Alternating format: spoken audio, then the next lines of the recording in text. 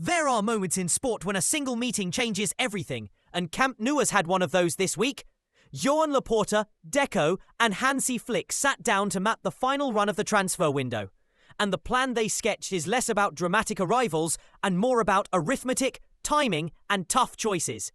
10 days from the deadline, Barcelona's priority is registration, freeing up space on the books, juggling the one-to-one rule, and making sure crucial academy and fringe players can be officially included.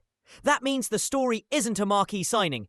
It's a series of exits, a contract termination or two, and, possibly, a single high-value sale that would breathe life into the club's reported financial targets. At the centre of that possibility is Marc Casadó, the 21-year-old whose early promise has made him an asset in a market suddenly favourable to sellers. Clubs in England and France are circling, and the figure being discussed, a number that instantly grabs headlines, is roughly €30 million. That sum would give Barcelona immediate breathing room and the registrations they need to operate normally. But making such a sale forces a brutal choice. Cash now or depth later. And it's a choice that will ripple through squad planning for months. The registration domino starts elsewhere.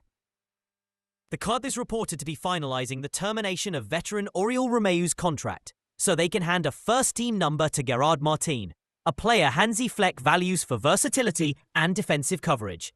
Alongside that paperwork, Barcelona are fast-tracking possible loan moves for academy talents Iñaki Peña and Hector Fort, with Como repeatedly mentioned as a likely destination to secure them regular minutes. Those departures would, in turn, free slates to register players who have been waiting on the fringes. Names being discussed in reports include younger talents and players the staff want available for selection as the season begins.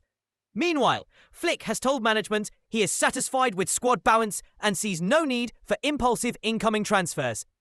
His preference for stability makes the internal juggling act even more significant, because it means any change will be surgical rather than sweeping. If Barcelona pushes a Casadó sale through, the reward is straightforward. Immediate funds to return to the one-to-one salary transfer rule. The ability to register an extra player without breaking wage limits and room to plan a bigger move in January if needed. If Casadó refuses to leave, the club risks delaying financial targets and may have to revisit tougher decisions in mid-season, which could unsettle development pathways for academy prospects hoping for minutes. Fans are split. Some argue selling now is shrewd business that preserves long-term competitiveness. Others see Casadó as a homegrown talent you don't let go easily, especially when depth is always tested by injuries and a long campaign. Either way, the final days will be decisive. There are trust plays, negotiation fires to fight, and last-minute paperwork to push through. And the outcome will tell us whether Barcelona plays the short game for balance sheets or the longer gamble for sporting depth. Watch for the full notice on Romeu's departure, the official loan confirmations for Peña and Fort, and any announcement that a suitor has met Barcelona's asking price for Casadó. Those are the triggers that will fit the window from tense possibility to definitive change. For supporters, analysts, and rivals alike, this is a test of Deco's marketsmanship, Laporta's tolerance for risk, and Flick's confidence in a squad built to survive without headline signings. And in the end, it's a reminder that sometimes the biggest drama isn't a superstar arriving, but a club deciding which of its children to keep and which to sell.